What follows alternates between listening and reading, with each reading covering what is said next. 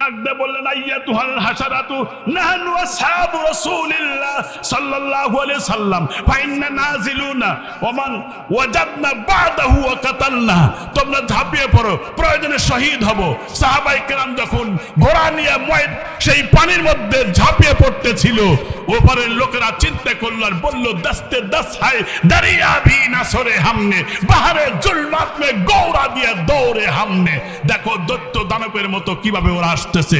তার মানে আল্লাহর বান্দা যারা, ইমানদার যারা, তাদেরকে আল্লাহর সাহায্য করা ওয়াজিব, আল্লাহর হক হয়ে যায়। ওয়াকানা হাক্কান আলাইনা নাসরুল মুমিনিন, এটা তার প্রমাণ করে দিলেন। এখনো যদি গোটা পৃথিবীর সমস্ত মুসলমানেরা ইমানের বলে বলিয়ান হয়ে, বদরের চেতনায় উজ্জীবিত হয়ে, সত্যিকার অর্থে মুসলিম দাবি করে মুসলিমের দাবিগুলো পূরণ করতে সক্ষম হয়, আমার আল্লাহ রাব্বুল আলামিন আবার গায়েবী মদদ দিয়ে বাংলার ভূখণ্ড নাস্তিকার মোর্তাদের ঘনঘটা দূর করে যেমন দিয়েছে, বাংলার আগামী সূর্য হবে ইসলামের সূর্য। ইসলামের পক্ষে যারা যারা থাকবেন দুহাত উঁচু করে দেখান, নারায়ে তাকবীর। আজকে এই একবিংশ শতাব্দীতে গোটা বিশ্ব জুড়ে মুসলমানদের উপরে ইহুদি খ্রিস্টানেরা, বিশেষ করে মধ্যপ্রাচ্যে বিস্ফোরায় পরিণত হয়েছে। ফিলিস্তিনের মুসলমানদেরকে মেরে ওরা শেষ করে দিল। আবাসিক অনাবাসিক সমস্ত ভবনগুলো ধূলিসাৎ করে দিয়েছে। কথা ঠিক কিনা? লেবাননে ওরা আঘাত হেনেছে, শুনতেছে সিরিয়াও আঘাত আনবে।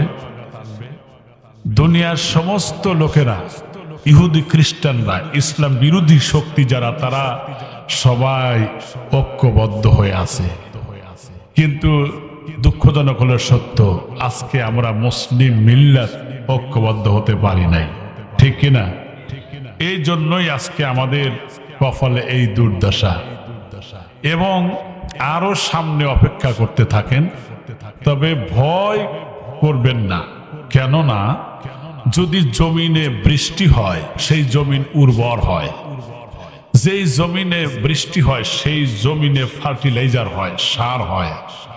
আর যেই জমিনে ইসলাম, মুসলিম, ইসলামী আন্দোলনের কর্মীর রক্ত ঝরে, শহীদের রক্ত ঝরে, সেই জমিনটা ইসলামের জন্য উর্বর হয়ে যায়। সুবহানাল্লাহ পড়েন আমার ভাইরা। এই জন্য শাহাদাতের নজরানা যেখানে পেশ হয়, সেই জায়গায় ইসলামের জন্য উর্বর হয়ে যায়। এই জন্য আমার মুসলমান ভাইরা, আমরা আশা করতে পারি আমাদের এই দেশটা আগামীতে ইসলামের দেশ হয়ে যাবে। ঠিক কিনা? টুপিওয়ালার দেশ হবে, ওলামায়ে কেরামের দেশ হবে। যেই দেশে আল্লাহ সুবহানাহু ওয়া তাআলা আবাবিল করে ছাত্র জনতাকে পাঠিয়ে দিয়েছিলেন, সেই দেশে একটা যখন সামনে থেকে মারা যায়, আর একজন যা শূন্যস্থান পূরণ করে। ইরানের রাজধানী তেহরানিতে একবার যখন বিপ্লবের সময় নারীরা পর্যন্ত প্রায় 20,000 নারী একটা রাস্তায় যখন স্লোগান দিতেছিলেন, ওই মুহূর্তে সেই সময় বাতিলের প্রতিভু রেজা শাহ পাহলভী, ওনার নির্দেশে গুলি চালানো হয়েছিল।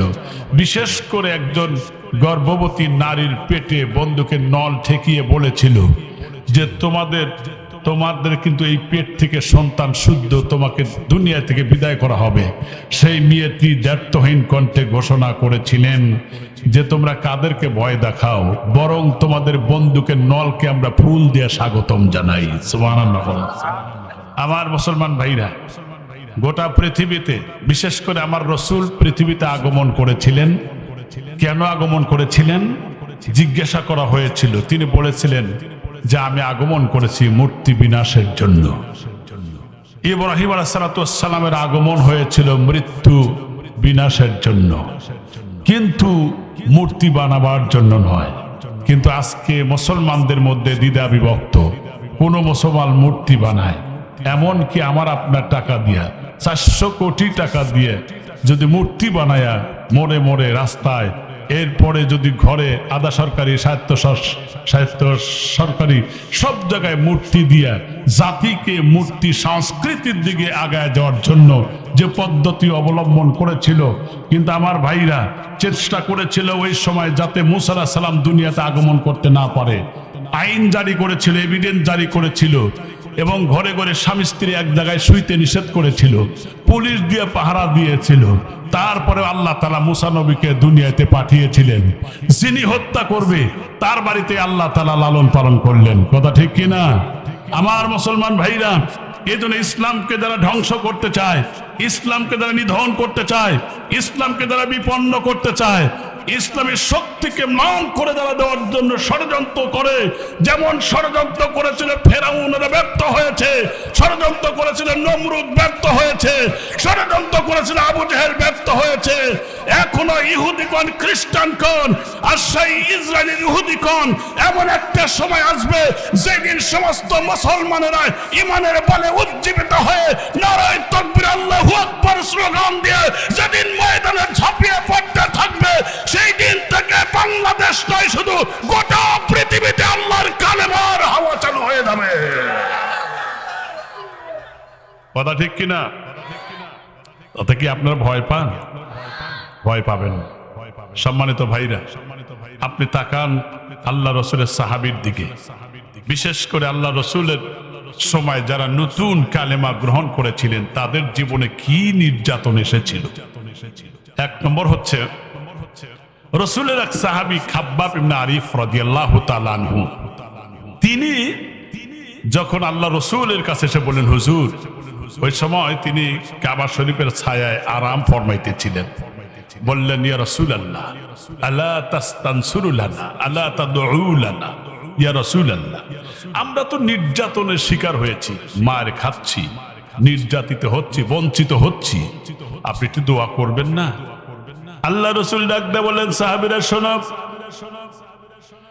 তোমাদের পূর্বে যারা কালেমার হকের দাওয়াত যারা দিয়েছিল তাদেরকে, সেই মানুষদেরকে, আন্দোলনের কর্মীদেরকে ডেকে এনে মাজা পর্যন্ত গর্ত খনন করে ফায়দু আলা রাসিহি সুম্মা ইউতা বিল মিনসার, আল্লাহ রসুল বলেন সেই সমস্ত মানুষদের মাথার উপরে লোহার করাত দিয়া সুম্মাইয়া শুকুসনাইন, বুখারী হাদিস এটা, মাথার উপরে লোহার করাত দিয়ে চিরে দ্বিখণ্ডিত করে ফেলে দিয়েছে। ওয়া মা ইয়াসুদ্দুহু আন যালিকা আন দীনি, জোরে বলেন সুবহানাল্লাহ। তিনি বলেছেন কেটে দ্বিখণ্ডিত করে ফেলে দেওয়া হয়েছে, এরপরে তার আল্লাহর দ্বীন থেকে এক চুল পরিমাণ সরে যায় নাই।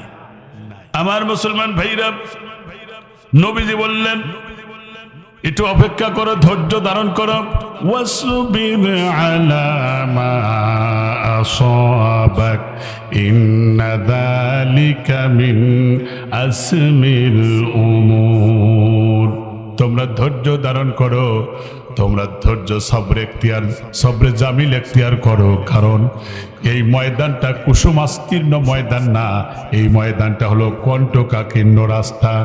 এই কাঁটাযুক্ত রাস্তা অতিক্রম করে মঞ্জিলে মকসুদে পৌঁছা লাগবে।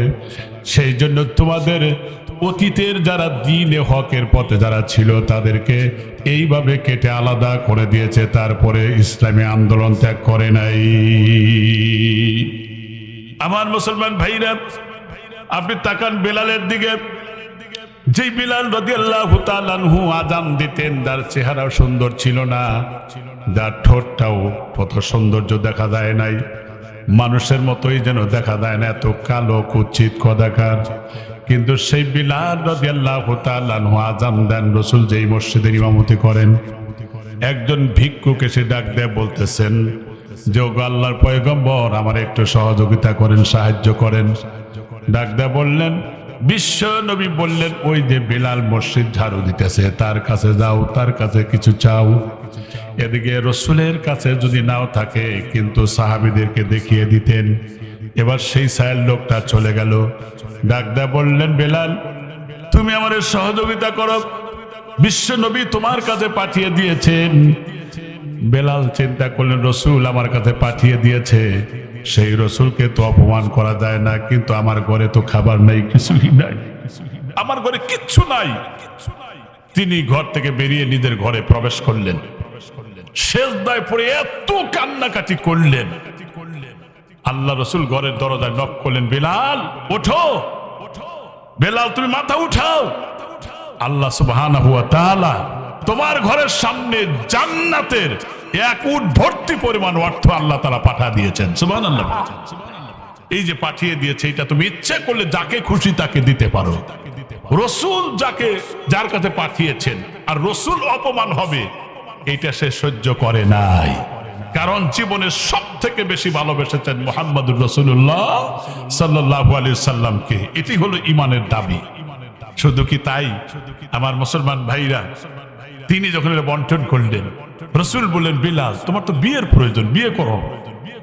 বেলাল বললেন, হুজুর বিয়ে করব কেমনে? আপনি তো বলেছেন আমার হায়াত আছে আর মাত্র 7 দিন। আমি কাঙ্ক্ষিত পর্যায়ে পৌঁছার জন্য সেই কথাটাই ধরেছি। 7 দিন মাত্র হায়াত আছে। যখন কয়দিন? 7 দিন। আমি বললাম কেমনে? গত রাত্রি স্বপ্ন দেখেছি, আপনি স্বপ্নে আমাকে বলেছেন, কারণ আপনার চেহারা সুরত্ব অন্য অবয়ব কেউ ধরতে পারে না, যারা আপনাকে দেখে সত্যই দেখে। তো আপনি বলেছেন যে আর এই কয়দিন হায়াত আছে, আল্লাহ আপনাকে জানায় দিয়েছেন। সেই সূত্রেই স্বপ্ন পাওয়া থেকে আমি বলতেছি। তারপরে তোমার বিয়ে করা লাগবে। হযরতে বেলাল রাজি হয়ে গেলেন, আবু বকরকে পাঠিয়ে দিলেন। এরপরে একদল সাহাবীকে রাসূল পাঠিয়ে দিলেন মক্কা মদিনার অলিতে গলিতে। এলান দেওয়া হলো, ঘোষণা দেওয়া হলো, যাও বেলালের বিয়ের প্রয়োজন। কিন্তু দেখা যায় লাইনের পর লাইনে, কাতারের পর কাতার ধরে বেলালের সাথে বিবাহ বসার জন্য। কিন্তু জানায় দেওয়া হলো, একটা কথা জানা দেওয়া হলো, বিয়ে তো তোমরা বলবে, বেলালের আর হায়াত আছে মাত্র 7 দিন। ধরে বলেন কয়দিন? 7 দিন হায়াত আছে। এ কথা বলার পরে সকলে ভেগে চলে গেল। 7 দিনের জন্য আমার জীবন নষ্ট করতে পারি না, আমি বিবাহ বসতে পারি না। হযরত আলীকে দায়িত্ব দিলেন, যাও আলী তুমি চলে যাও।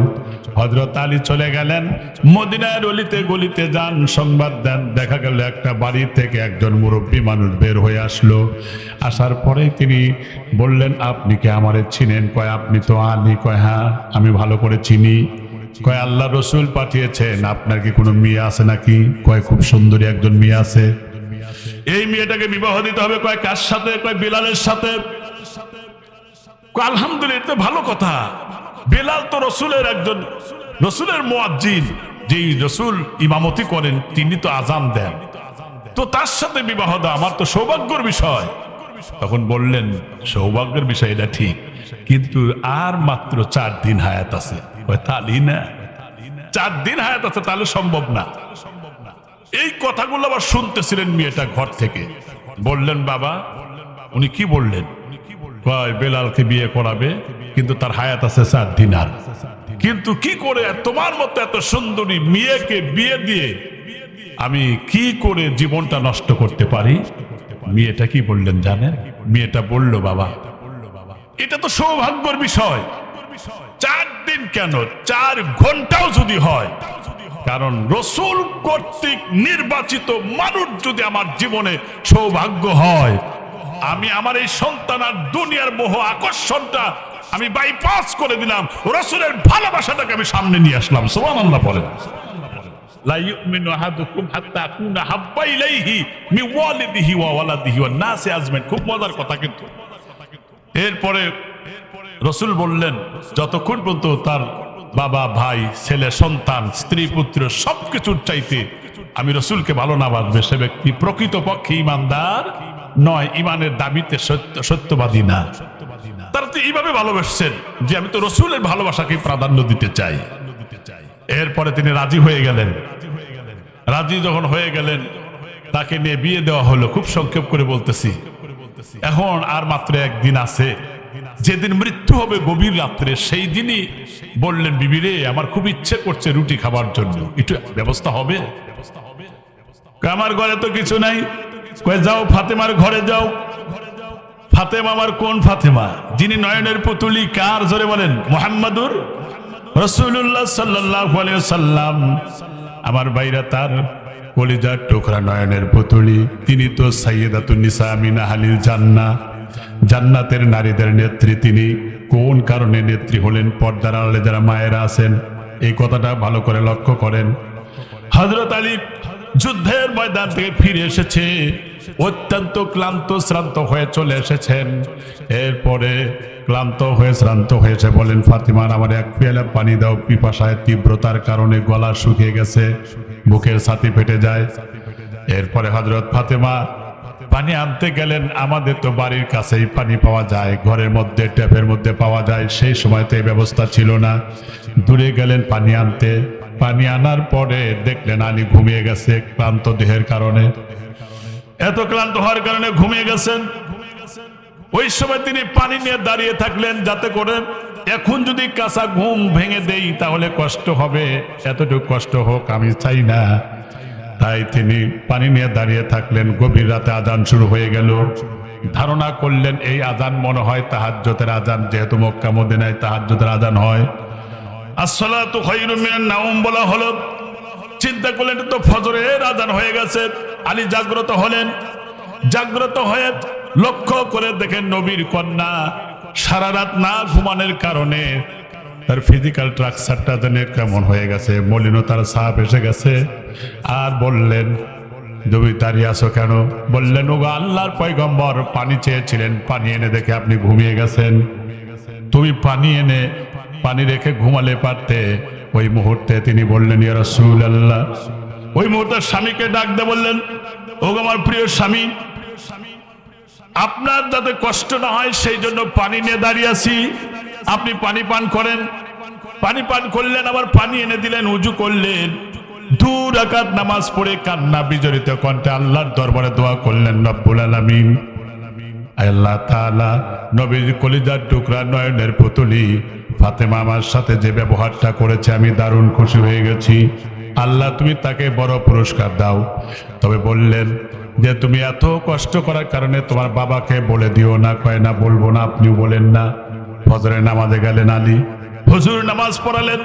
নামাজ শেষ করার পরে বললেন, আলীকে আসো। লাব্বাইকা সাদাক ইয়া রাসূলুল্লাহ, আমি হাজির আছি। বললেন, ঠিক আছে চলো তোমার বাসায় যাই। সাহাবায়ে কেরাম অ্যাস্টনিশ হয়ে গেলেন। এত সকালে আমাদের সাথে কথা না বলে এভাবে তো কখনো যায় না, না জানি কি হয়েছে। তাই তিনি চলে গেলেন। এরপরে যাওয়ার পরে ফাতেমাকে ডাক দিলেন। ফাতেমাও আশ্চর্য হয়ে গেলে, এত সকালে তো কেউ ডাক, আমার বাড়িতে আমার আব্বা আসে নাই আজ পর্যন্ত। দরজা খুললেন আর মুচকি হাসি দিলেন আর বললেন, ফাতিমা রে, গত রাতে তোমার স্বামীর সাথে কি ব্যবহার করেছো বলো। ডাক দিয়ে বললেন, নিশ্চয়ই মনে হয় আলী বলে দিয়েছে।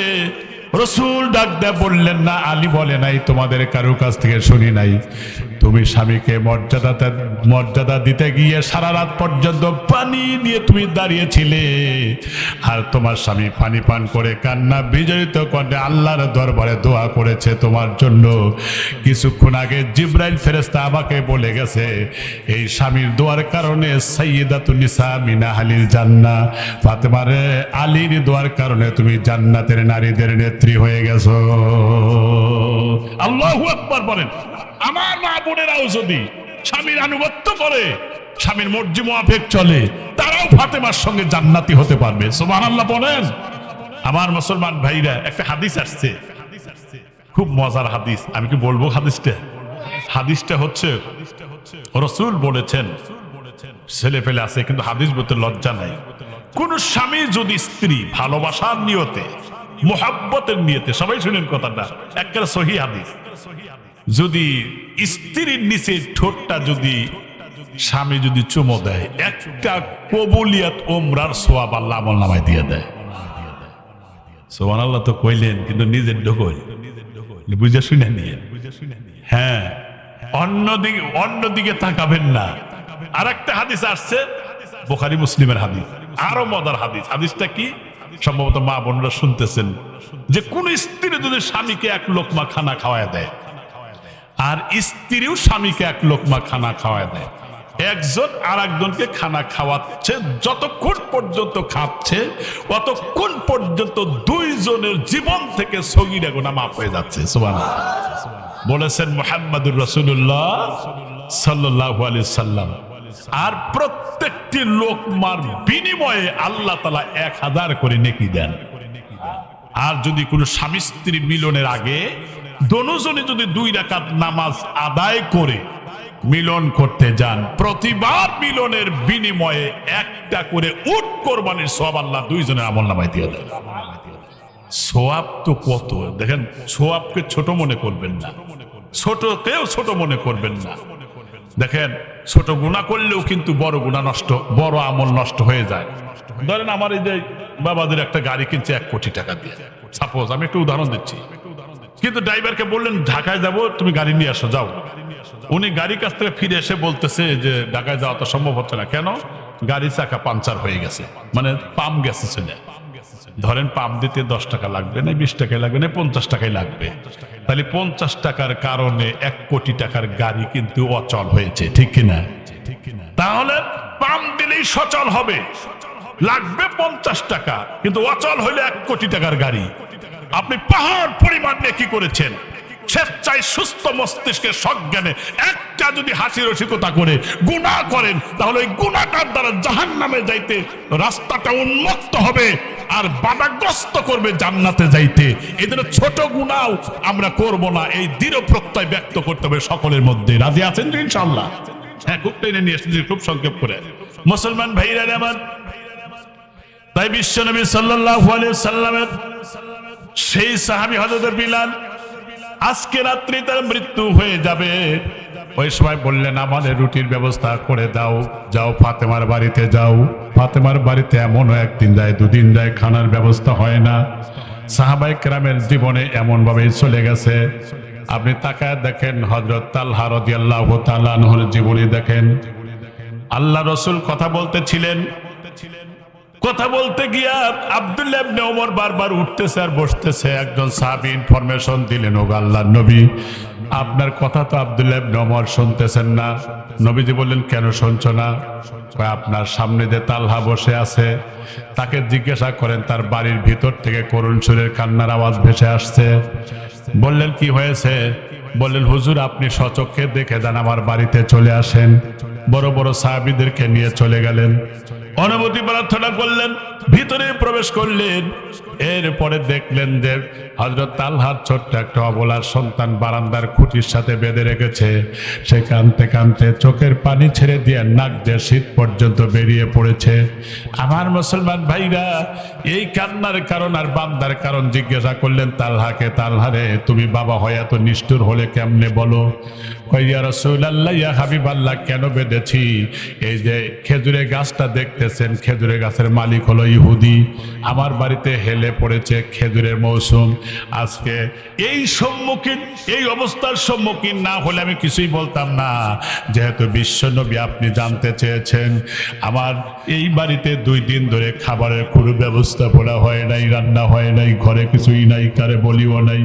কিন্তু আমার এই ছোট্ট বলা সন্তান ক্ষুধার কারণে যদি ইহুদির বাড়ির একটা খেজুর যদি খুঁটে খায়, তাহলে আল্লাহর দরবারে আমাকে আসামি হওয়া লাগবে। সেই জন্য বেঁধে রেখেছি, মারা যায় যাক, কিন্তু হারাম যাতে না খায়, অন্যেরটা যাতে না খায়। এ কথা বলার পরে নবীজি কাঁদলেন আর বললেন, সাহাবীরা ওই ইহুদি লোকটাকে ডেকে নিয়ে এসো আমার কাছে। ডেকে আনা হলো। নবী বললেন, তোমার এই গাছটা বিক্রি করে দাও, উপযুক্ত টাকা দেই। বললেন, ক্বালা লা বাইয়ু, আমি বিক্রি করব না। কয়, তাহলে তুমি দান করে দাও। তুমি যদি ঈমান আনতে পারো তাহলে জান্নাতে 10টা খেজুরের গাছের ব্যবস্থা করা হবে। কয়, জান্নাত টান্নাত তো লাগবে না, ঈমান আনাও লাগবে না। নবীজি চুপ হয়ে গেলেন। সাহাবীদেরকে বলেন, সাহাবীরা রে, এই তালহার বাড়িতে অবস্থানকালীন অবস্থায় যদি কেউ আমারে হাসাতে পারো, ওয়াদাম্মা আসাবিয়া ইন্না মাইয়া ফিল জান্নাহ, আমি ওই জান্নাতে, ওই ব্যক্তি আমার সাথে এত পাশাপাশি জান্নাতে অবস্থান করবে। হযরত ওসমান বললেন, ও আল্লাহর পয়গম্বর, আপনি একটু আমারে অনুমতি দেন। কয়, ঠিক আছে, যাও। এবার রাসূলুল্লাহর অনুমতি নিয়ে ওসমান গেলেন ইহুদির বাড়িতে। ইহুদি লোকটাকে ডাক দিয়ে বলেন, ইহুদি লোক, ও আমার ভাই শোনো, আমার কি বাগান চিনো? কয়, হ্যাঁ বাগান চিনি। কয়, যেই বাগান তুমি চিনো, কয়টা খেজুরের গাছ চাও? বিনিময় তোমার মরা মরা খেজুরের গাছটা তুমি আমারে দিয়ে দিবে, বলো। লোকটা ডাক দেয়া বললেন, তোমার খেজুরের গাছ থেকে যদি আমার 20টা গাছ দাও, আমি বিনিময় এটা দিয়ে দেব। কোনটা কোনটা নিবে? চিহ্ন দিয়ে নাও। চিহ্ন দিয়ে নেওয়া হলো। আমার মুসলমান ভাইরা, এরপরে যখন তিনি চলে আসতেছিলেন, নিয়ে খুশি হয়ে আসতেছিলেন, পিছন থেকে ইহুদি লোকটা ডাক দেয়া বলল, ওসমান ওসমান, শুনেছিলাম তুমি নাকি খুব জ্ঞানবান মানুষ, এই জমিনে এই মক্কা মদিনার মধ্যে তুমি একজন ভেরি ক্লেভার, ভেরি চালাক, অত্যন্ত জ্ঞানী বুদ্ধিমতী মনে করেছিলাম, কিন্তু আজকে দেখলাম তোমার চাইতে অজ্ঞান আর ওয়ার বাচিনার একজনও পাইলাম না। এবার কারণ হলো মরা গাছটা নিয়ে গেলা 20টা খেজুরের গাছ দিয়া। হযরত ওসমান ডাক দিয়ে বলেন, ইহুদি ভাই শুনে রাখ, আমি ঠকি নাই, মরা গাছ কিনি নাই, তুই আমার 20টা গাছ চাইছস, তুই যদি আমার স্থাবর অস্থাবর যত জমি জমা, যত বাগান ঘর দুয়ার সব কিছু যদি চাইতিস, আমার রাসূল বলেছেন যদি আজকে আমাকে এই বাড়িতে থাকাকালীন অবস্থায় খুশি করতে পারে সে আমার সাথে জান্নাতে যাবে। শুনে রাখ, আমি তো মরা খেজুরের গাছ কিনা নিয়ে যাই নাই, বরং আল্লাহর জান্নাত কিনা রাসূলের দরবারে যাই। আল্লাহু আকবার পড়েন। চলে আসলেন আর বললেন, হুজুর এটা আমি নিয়ে এসেছি 20টা খেজুরের গাছের বিনিময়ে, আমি তালহার সন্তানের জন্য দিলাম। নবীজি হাতের বান্ধন ছেড়ে দিলেন, বুকে জড়িয়ে ধরলেন, মাথায় হাত বুলালেন, তুমি খাও। রাসূল খুশি হয়ে যখন চলে যেতেছিলেন, ওই মুহূর্তে তালহা এত জোরে চিৎকার মেরে কেঁদে ফেললো, ডাক দিয়ে বলতেছেন যে আমি কেমনে আমি এই ঋণটা, ওসমানের ঋণ শোধ করতে পারবো? ওই সময় ডাক দিয়ে বলেন ওসমান, না ভাই তালহা, ঋণ পরিশোধ করা লাগবে না, বরং যেদিন তুমি জান্নাতে যাবে রাসূলের সাথে, ওই দিন অন্তত পক্ষে তুমি আমার নাম একবার বইলো। আল্লাহু আকবার বলেন। অন্তত আমার নাম উচ্চারণ করো, আমরা যেন ডানে বায়ে রাসূলের হাত ধরে আল্লাহর জান্নাতে যেতে পারি। এটা ছিল তাদের জীবনের সবচাইতে বড় ভালোবাসা, মুহাম্মাদুর রাসূলুল্লাহ সাল্লাল্লাহু আলাইহি ওয়াসাল্লাম, ঠিক কিনা? বেলাল তাই প্রমাণ করলেন। আর মাত্র যেই রুটি বানাবার জন্য ফাতেমার ঘর থেকে আটা নিয়ে আসলেন, 7টা রুটি হয়েছে। কয়টা রুটি? 4টা বেলাল খেলেন, যেহেতু দুদিন ধরে খানা কিচ্ছু খায় নাই। খাওয়ার পরে বললেন, বিবি রে, আমার সাথে তোমার বিয়ে হয়েছে, তোমার দাম্পত্য জীবন আমার সাথে হলো না, আজকে যেহেতু আমার মৃত্যু হবে, এই জন্য তুমি আমারে ক্ষমা করে দিও, আমি দেখতে চাই এই 3টা রুটি তুমি খাও। বিবি বা রুটি খাবেন, ঘরের দরজার সামনে নক করলেন, ভিক্ষুক আমারে কিছু দেন। দরজা খুলে লক্ষ্য করে দেখলেন বিশাল একটা বড় ঝোলা, ব্যাগ কাঁধের উপরে এক হাতের মধ্যে লাঠি নিয়ে দাঁড়িয়ে আছে। তিনি এক এক করে 3টা রুটি দিয়ে দিলেন আর বললেন, যাও, তোমার চিন্তা নাই, পেরেশান হয়েও না, তোমার স্বামীর খেদমত করো, আনন্দ করো, সমস্যা হবে না। কয় আজকে তো আমি বিধবা হয়ে যাব, আজকেই তো আমারে বিধবা করে দিবে, মালাকুল মউত কিছু করে মধ্যে চলে আসবে, কয় তুমি যাও, আনন্দ করো, টেনশন করো না। এরপরে রাত্রি যখন নির্দিষ্ট সময় হয়ে গেল, ওই সময় দরজার সামনে এসে মালাকুল মউত হাজির। ফকিরকে ডাক ধরে, সর এখান থেকে, আমি এখানে এখন ঢুকবো, জান কবজ করবো। না না, তা হবে না, দেরি কথা বললে কিন্তু 3 দিন পর্যন্ত এখানে সরব না। দ্বিতীয়বার বলার পরে বললেন 7 দিন সরব না। তৃতীয়বার বললেন, আবার যদি বলো 70 বছরও কিন্তু আমি এখান থেকে সরতে পারবো না, যদি আল্লাহ মানে হায়াত দেয়। মালাকুল মউত চলে গেলেন আল্লাহর দরবারে। আল্লাহর দরবারে গিয়ে বললেন, আল্লাহ বলছেন আমি সবই জানি, শুনেছি, তবে শুনে রাখো, যেই ফকির বেচারা 70 বছরের কথা বলেছে, আমি আল্লাহ চাই আমার রাসূলের মুয়াজ্জিন বিলাল আরো 70 বছর হায়াত পেয়ে যাক, এটা আমি আল্লাহ চাই। আমার ভাইরা, সেই ভিক্ষুক ছিল ওয়াইসাল কারণী। আমার ভাইরা, আমার বাবাজিরা, এই জন্য দান করলে আল্লাহ তাআলা ঠকায় না, হায়াতও বাড়ায় দেয়। দান করলে পরে আসসাফিউ হাবিবুল্লাহ, যারা দান করে তারা আল্লাহর প্রিয় বন্ধু হয়। গরিবুম মিনাল জান্নাহ বাঈদুম মিনান নার, জান্নাতের নিকটবর্তী হয়, জাহান্নাম থেকে দূরে যায়। আর দানকারী ব্যক্তিকে আল্লাহ তাআলা সাহায্য করেন, এটা আল্লাহর ওয়াদা আছে না নাই? আমি তো আজকে ইচ্ছে করেছিলাম, আজকে আলোচনা করতেছিলাম, 10টা পয়েন্টের উপরে নোট করেছিলাম, আজকে বলতে পারবো না, যেহেতু আমি 8:30টায় উঠে 11:30টায় ছেড়ে দিয়েছি। ওই বক্তাও মিস্টেক করেছিল প্রায়। আমার বাইরে কলাগাছি আসার পরে আমি ছেড়ে দিয়েছি, পাগড়ি দেন, আপাতত আমি চলে যাই, নইলে আমার পিঠেও পড়তে পারে কিছু, কারণ আমি তো এখানে দাওয়াত দিতে চেয়েছিলাম, আমি নিতে পারি নাই। 2টা প্রোগ্রাম নেওয়া সম্ভব হয় না। আলোচনার বিষয়বস্তু করেছিলাম ঈমান ধ্বংসের কারণ। ওযু ভঙ্গের যেমন কারণ আছে, নামাজ ভঙ্গের যেমন 19টা কারণ আছে, 10 কারণে মানুষের ঈমান ভেঙে যায়, হাদিস কোরআনে নোট করেছিলাম, কিন্তু সেটা হয়তো বলতে পারলাম না। আগামীতে আল্লাহ তৌফিক দিলে এসে বলবো। মুসলমান ভাই ভাইরা, কিন্তু ইমানদার ব্যক্তি যারা তাদের সাহায্য করেন আল্লাহ, এই যে আপনারা রাত জেগে বসে আছেন কোরআনের জন্য, আল্লাহু আকবার বললেন না? এখানে বসে আছেন, বিশ্ব নবী সাল্লাল্লাহু আলাইহি ওয়াসাল্লাম একবার জানাজার ময়দানে উপস্থিত হয়েছেন, হাদিস এটা। এরপরে দাফন কাফন করলেন, নিজেও কবরে নামলেন। এরপরে কবরের দিকে ইঙ্গিত করে বললেন, সাহাবীরা বলো এই লোকটা কেমন? তখন ডাক ডাক কেউ বললেন ভালো কাজ করেনি, এমক করেছে তমক করেছে। আল্লাহ রসুল বললেন আগে বলো, দেখো জীবনে কোনো পজিটিভ কথা আছে নাকি তার ব্যাপারে।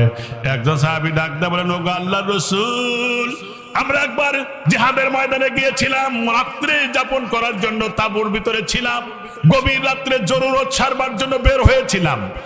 লক্ষ্য করে দেখি যিনি মারা গেছে এক হাতে তরবারি আর এক হাতে লাঠি নিয়ে দাঁড়িয়ে আছে, পাহারা দিতেছে, এরকম দেখলাম। আমি বললাম কেন এখানে আপনি এসেছেন?